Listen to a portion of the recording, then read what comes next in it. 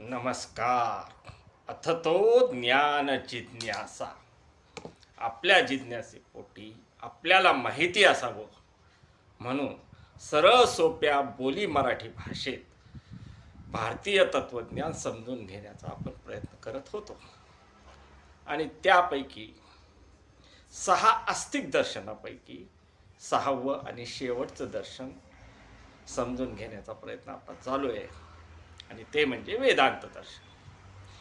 वेदांत म्हटलं की आपण शंकराचार्याचं नाव घेतो आणि आपण त्यांचं मत समजून घेतलं किंवा त्या मताची तोडओळख करून घेतली. कोणतं? अद्वैतवाद. तळपता सूर्य वेदांतातला आणि वेदांत दर्शन हे फक्त शंकराचार्याचं अद्वैतवाद म्हणून सर्वत्र आपण गाजलेलं आहे हे पाहिलं. आणि त्याच्यावर आलेले नंतर बाकीचे मतं पाहिली आणि का आले तेही समजून घेतलं की काला ओघात सांगितलेलं तत्त्वज्ञान थोडंसं पुसट होत जातं एका गुरुकडून त्याच्या चेल्याला, आणि असं पुढं होत जाताना त्यातली प्रखरता, महत्त्वाचे जे गोष्टी सांगितलेल्या असतात त्याची प्रखरता कमी होती आणि क्षुल्लक गोष्टीला महत्त्व जास्त येत जातं, त्यात नाही त्या गोष्टी घुसडल्या जातात आणि महत्त्वाच्या गोष्टी कधी कधी गाळल्याही जातात, आणि असं करत करत करत त्यात विकृती निर्माण होतात हेही पाहिलं. आणि हा काळाचा ओघ आणि मताचा प्रवाह वेदांतातला आपण समजून घेत घेत त्यानंतर शंकराचार्यानंतर रामानुजाचार्याचा विशिष्ट अद्वैत पाहिला, माधवाचार्याचा द्वैतवाद पाहिला, आणि त्यानंतर द्वैताद्वैतवाद पाहिला, आणि आता वल्लभाचार्यांचा शुद्ध अद्वैतवाद.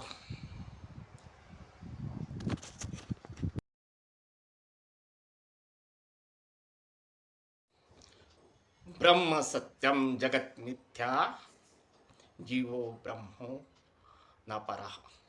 शंकराचार्याचा सिद्धांत. एकमेव सत्ता ब्रह्म, जगत मिथ्या आहे, बाकी सगळं सगळं मिथ्याच आहे, आणि जीव ब्रह्माचा अंश आहे. आता हा शुद्ध अद्वैतवाद जो आला वल्लभाचार्याचा, त्यात त्यांनी सांगितलं ब्रह्मम सत्यम जगत सत्यम जीव अंशो जीवो न परः. ब्रह्मही सत्य आहे तसंच जगत आहे तितकंच सत्य आहे, आणि जीव हा ब्रह्माचा अंश आहे, तो काही वेगळा नाही. म्हणजे काय? ब्रह्म, जगत आणि जीव तिन्ही सत्यच आहेत आणि तिन्ही ब्रह्मच आहेत. सगळं काही जे दिसतं ते सगळं ब्रह्मच आहे. ब्रह्माशिवाय दुसरं काही नाही. हे तत्वज्ञान सांगणारं हे शुद्ध अद्वैत. शंकराचार्यांच्या अद्वैतमध्ये अनुभवाच्या 3 पातळ्या होत्या. पारमार्थिक पातळीत ब्रह्म होतं, जगत मिथ्या होतं, आणि जीव अंश होता. तर इथं काय आहे? जगतही ब्रह्म आहे, जीवही ब्रह्म आहे, आणि ब्रह्म तर ब्रह्मच आहे, परमात्माही ब्रह्म आहे. त्या ज्यांना ते श्रीकृष्ण परमात्मा म्हणतात, ठाकूरजी, त्यांच्या भाषेतला ठाकूरजी. तर वल्लभाचार्यांचा काळ साधारणपणे 1479 ते 1560-70 पर्यंत आहे, 100 वर्षाचा. आणि अर्थात हा काळ इतिहासात आपण पाहिलं तर बाबर आणि लोधी म्हणजे इस्लामी काळाच्या बरोबरीत आहे. ब्रह्म सत्य आणि जगत सत्य, जीव ब्रह्माचाच अंश आहे, म्हणजे जीवही ब्रह्माच आहे असं यांचं म्हणणं. उपनिषदात म्हटल्याप्रमाणे सर्वम खल्विदम ब्रह्म. जे काय दिसतं, जे काय अनुभवाला येतं ते सर्व ब्रह्मच आहे अशी यांची धारणा. यांनी स्थापन केलेला रुद्र संप्रदाय, ह्यांच्या नावाने तो प्रसिद्ध झाला वल्लभ संप्रदाय, आणि लोक का त्याचं नाव पुष्टी मार्ग म्हणून विख्यात आहे, प्रसिद्ध आहे. म्हणजे हे तिन्ही नावं ह्या एकाच संप्रदायाचे वल्लभाचार्यांनी सांगितलेला शुद्ध अद्वैत. आता हे शुद्ध काय? आपण सांगितलं शंकराचार्यांच्या सिद्धांताचं नाव केवळ अद्वैत आणि हा शुद्ध अद्वैत. ते केवळ एकच सत्ता मानतात. बाकीच्या सत्ता आहेत पण त्या सत्य नाहीत असं त्यांचं म्हणणं. त्यात त्यांनी मायावाद सांगितला. मायेने आवरण घातलेलं असतं, मायेने विक्षेप केलेला असतो आणि आपल्याला जे आहे तसं दिसत नाही असा तो सिद्धांत होता. इथं असं काही नाही. जे काय आहे ते ब्रह्मच आहे आणि जे काय चालू आहे ते त्याच्या सत्तेने चालू आहे, त्याच्या इच्छेने चालू आहे, ठाकूरजीच्या श्रीकृष्ण परमात्म्याच्या इच्छेने चालू आहे असं त्यांचं म्हणणं. मायावाद नाही, काही नाही, बाकीच्या कुठल्याच गोष्टी नाहीत. श्रीकृष्ण परमात्मा केवळ ब्रह्म हा सांगणारा, शुद्ध सांगणारा म्हणून शुद्ध अद्वैत, दुसरं काही नाही. वल्लभाचार्याचा हा रुद्र संप्रदाय किंवा पुष्टी मार्ग श्रीकृष्ण परमात्म्याला ब्रह्म मानतो. सगुणही आहे, निर्गुणही आहे मानतो. सगळं काही तोच आहे, कृष्ण परमात्माच आहे आणि त्याचा अनुग्रह म्हणजे कृपा, त्याचा आशीर्वाद मिळणं हीच पुष्टी. ब्रह्माचा आणि जीवाचा संबंध पोषक आणि पोसला जाणारा अशी त्यांनी लावलेली आहे.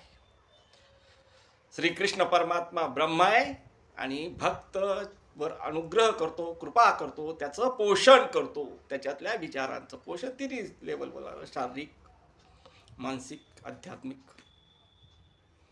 त्याच्यात आर्थिक बिर्थिक काही नाही आहे. नाही तर शारीरिक म्हणलं पुढं आध्यात्मिक, शारीरिक, मानसिक आणि आध्यात्मिक तिन्ही ठिकाणी श्रीकृष्ण परमात्मा भक्तासाठी पोषण करतो. त्याची कृपा, अनुग्रह हीच पुष्टी आहे असं या संप्रदायाचं म्हणणं.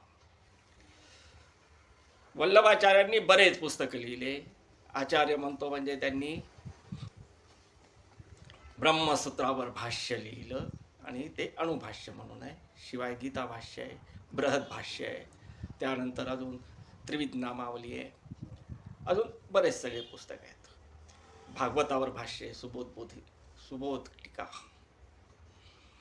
भागवतावर आणि श्रीकृष्ण परमात्म्याचे भक्त असल्याने, निस्सीम भक्त असणारे, अगदी मीराबाई सारखेच असल्याने त्यांनी भागवताचे खूप सगळ्या ठिकाणी प्रवचनं केले. ज्यापैकी त्यांच्या 84 ठिकाणचे प्रवचनं खूपच प्रसिद्ध आहेत आणि त्या ठिकाणी त्यांनी मठ स्थापन केले, ज्याला बैठका असं म्हटलं जातं. आणि त्या 84 बैठका किंवा 84 मठ वल्लभ संप्रदायाचं, पुष्टी मार्गाचं पुढं प्रसार करत आहेत, आजही आहेत. वल्लभाचार्यांनी ब्रह्म, जीव आणि जगत. आता जगताविषयी त्यांनी असं सांगितलंय, जगत सत्य आहे, नित्य आहे, श्रीकृष्ण परमात्म्याच्या, ठाकूरजीच्या इच्छेप्रमाणे चालत आहे. त्यानंतर जीवाविषयी त्यांनी सांगितलं की जीवही ब्रह्माचा अंश आहे. यात फक्त आविर्भाव आणि तिरोभाव असतो, म्हणजे जन्म मरण असते. जीवाचे त्यांनी 3 प्रकार सांगितले. एक मर्यादा, एक प्रवाह, मर्यादा आणि पुष्ट. प्रवाही भक्त म्हणजे नेहमीच्या बंधनात, जन्म मरणाच्या बंधनात अडकलेला भक्त. मर्यादा म्हणजे शास्त्र अध्ययन करून आपल्यासारखं हे ते ज्ञान काय आहे ते समजून घेऊन जिज्ञासू, आता तो ज्ञान जिज्ञासामधला जिज्ञासू तो एक जीव. आणि पुष्ट म्हणजे ज्याच्यावर श्रीकृष्ण परमात्म्याची कृपा झालेली आहे तो भक्त. व्यवहारात राहून श्रीकृष्णाप्रती रुची ठेवून नाम जप वगैरे करणारे, वेद विहित कर्म करणारे, पूर्वमीमांसा आणि उत्तर मीमांसे सांगितलेले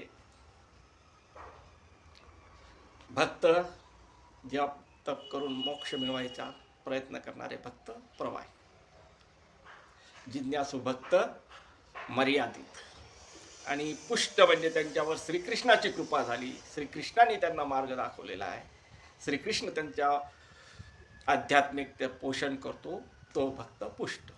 आणि यांचं म्हणणं होतं की तिसरा जो आहे पुष्टी, तो उत्तम मार्ग आहे, ज्ञान मार्ग आणि कर्मकांड मार्ग तिकडं नेणार नाही.